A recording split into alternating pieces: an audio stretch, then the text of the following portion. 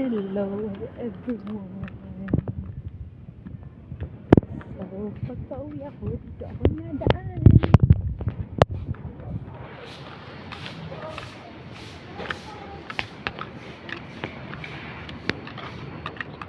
Ito yung madalas kong dinadaanan pagpa-uwi.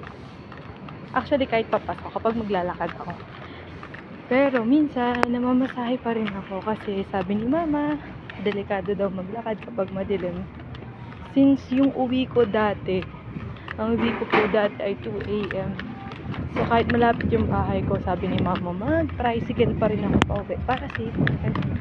Dahil ang dami-daming balita ng nangunguha ng tao, ganyan.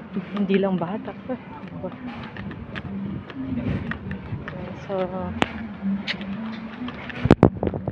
mas okay nang sumunod. Ayun.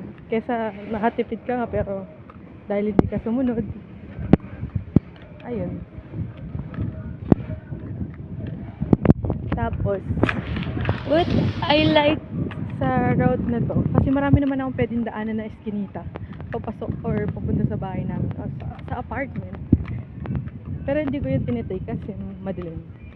Dito kasi medyo marami-rami yung ilaw nito kapag gabi. Tapos, maliwalas lang yung lugar na to.